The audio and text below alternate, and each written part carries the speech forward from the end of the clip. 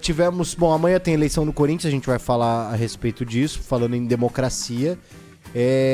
Hoje tivemos a Leila bancando o Abel, falando em democracia ou leilocracia, Gabi, dizendo, ó, cada um tem o direito à opinião, que bem entender, mas eu também tenho direito a mandar.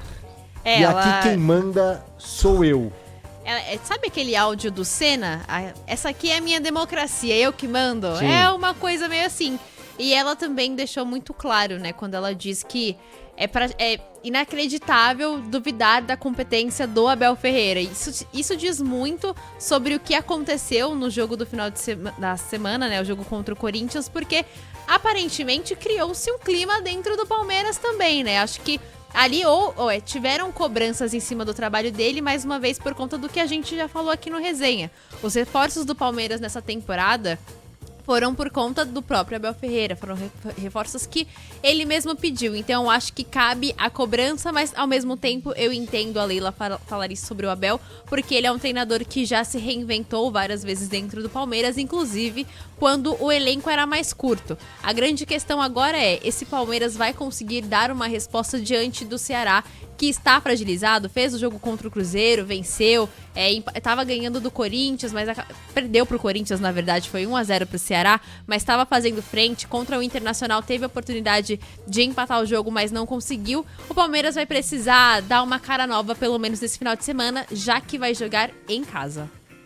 Agora, essa situação do Abel, de renovação, de não renovação, o Palmeiras, a Leila, eles podem querer tudo com relação a isso, que o Abel fique até o último minuto que a Leila estiver.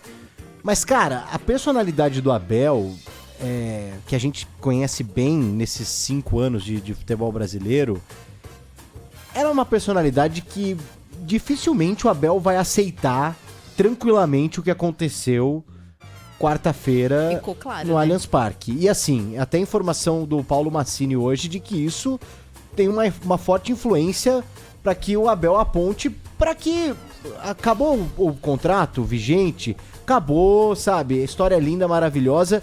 E eu acho que essa tem que ser a tendência. Eu não sou a favor que o Palmeiras demita o Abel hoje, mas não sou a favor também de uma renovação. E mesmo que o Abel conquiste a Libertadores agora, essa próxima que o Palmeiras tem chance, o Palmeiras pega o Universitário do Peru agora. Passando, o Palmeiras tem boas chances de continuar avançando. O Palmeiras pode ter O River Plate. Pode ter o River Plate e depois... a grande expectativa. Pode ter o São Paulo também, né? O Atlético Nacional. Então, assim, o Palmeiras pode ganhar a Libertadores tranquilamente com o Abel. Mas, poxa, pra que ficar esse desgaste todo, essa coisa de torcida que não gosta, torcida que já acha que deu o que tinha que dar? Eu não sei não, cara. Eu acho que independente do que aconteceu, o Abel vai terminar o ciclo dele e vai embora. Eu acho que PDV tem também um pouco, não sei se vocês também percebem isso dentro da torcida do Palmeiras. Tem a cobrança em cima do Abel, mas tem uma cobrança muito em cima dos jogadores, porque o palmeirense se acostumou. O Palmeiras nessa era do Abel não era um clube que contratava grandes estrelas, a gente sabe disso. O Palmeiras não tem essa característica e inclusive cobrou-se muito. Só que tinham jogadores que entregavam, por exemplo, o Zé Rafael quando viveu seu auge no Palmeiras, o Gustavo Scarpa, Rafael Veiga, o próprio Danilo que agora tá no Botafogo.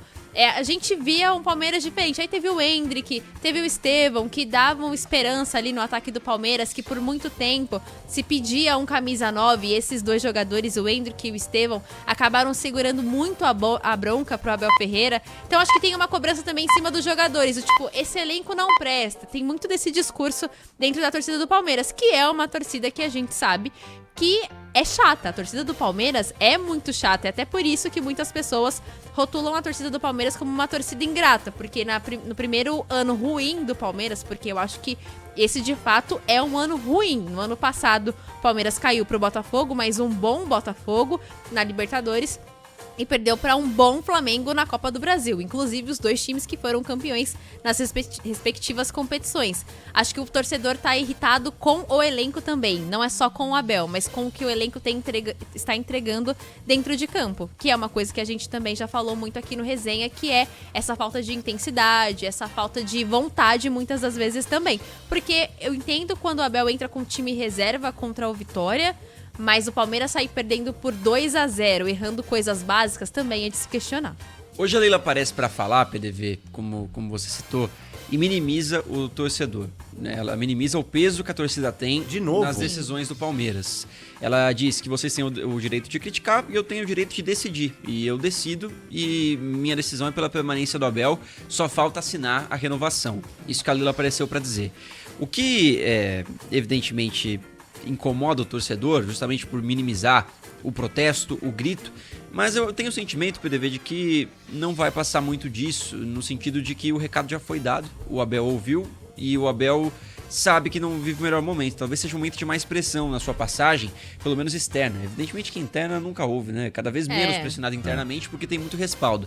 Mas... Inclusive, Bruno, os próximos... Vai ter eleição e muito provavelmente vai ser debatido isso e colocado em pauta a permanência do Abel em outros mandatos também, caso ele né? permaneça, caso a renovação saia nos moldes que a gente está imaginando, ele fique mesmo até o final de 2027... o clima vai ter que ser outro, porque senão é o que o PDV falou, com que cara, depois de mais um ano sem títulos, você renova com o Abel? É difícil você convencer o torcedor e convencer o próprio Abel de que as coisas podem ser diferentes depois de um ano que você já investiu demais, que você já investiu mais de 500 milhões de reais. O que mais o Palmeiras vai fazer? E não veio nem o Paulista, né, esse ano. Não veio nem o Paulista. Ele perdeu para um Corinthians que no momento jogava bem, mas já vivenciava nesse essa sentido, crise eu interna. tenho que dar razão pra cláusula que o Abel revelou em coletiva que ele pretende colocar no contrato, de que se não ganhar nenhum título, não tem por que ele continuar no Palmeiras, porque, de certa forma, indica que o trabalho já não vai ter tantos frutos e que o Palmeiras já tem que, de certa forma, se antecipar para um fim de ciclo que pode ser muito mais dolorido no futuro. Ainda assim, acho que todo mundo sabe e imagina que as coisas podem mudar daqui pra frente. O Palmeiras tem uma sequência importante no Brasileiro, o Libertadores pode chegar longe e o discurso pode mudar. Mas a frase do Abel, de que eu registrei o que eu ouvi, acho que vai ser levada em consideração em um momento de decisão de futuro dele no Palmeiras, independentemente do que acontecer ao longo da temporada. Mas se o Abel, assim, Bruno, só nesse aspecto de que ele registrou o que ele ouviu, o Abel não vai treinar nenhuma outra equipe do futebol brasileiro, né? Ah, não. Porque essa é a primeira vez que ele recebe esse tipo de xingamento da torcida do Palmeiras. O Abel Mas deve tá assim, louco pra eu tô deixar o falando Brasil em depois de aspecto tudo de isso. que Então. todas as torcidas no Brasil, elas cobram e a gente viu que a torcida do Palmeiras, em momento algum, direcionava tão fortemente críticas ao Abel. Vinha uma vez ou outra, de um torcedor ou outro. Foi a primeira vez que a gente teve um coro no estádio xingando o Abel Ferreira. E a gente sabe que o futebol brasileiro, a torcida do Palmeiras até então foi bem paciente, mas por conta dos títulos, no primeiro momento em que ele não conseguiu e caiu e foi vice numa competição pro seu maior rival e caiu na Copa do Brasil pro seu maior rival, ele sentiu como a torcida do Palmeiras pode pegar no pé. E aí ela não tem limites, né? Demorou 4 anos. Sim, mas no primeiro momento, né, de instabilidade. Mas eu não vi, não sei se vocês vão lembrar, o PDV talvez, de algum técnico, tá, com exceção talvez do Tite, no Corinthians, não sei, que passou por um momento de muita pressão, assim, da torcida achincalhar o cara no estádio e deu a volta por cima. O Vojvoda só. Vojvoda, mas ainda assim ele saiu, teve um fim de ciclo, né? Mas foi mais pela diretoria do que torcida, porque a torcida fez uma festa pedindo pra ele ficar no dia que ele foi se despedir da torcida, né? Não sei, eu acho que reconstruir essa relação com o torcedor vai levar muito trabalho pro Abel, não é impossível, mas dada a situação dessa temporada, vai exigir que o Palmeiras ganhe pelo menos um título, o Brasileirão e a Libertadores, que são conquistas difíceis demais. O Vojvoda, inclusive, pode ser um exemplo pro Palmeiras, né? O Vojvoda sai a contragosto de todo mundo.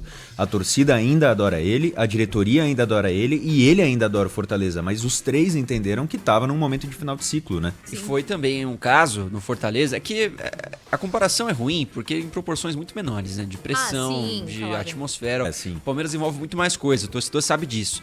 Mas também foram erros de planejamento. O Fortaleza montou um elenco que não correspondia com o que o Fortaleza tinha que fazer na temporada.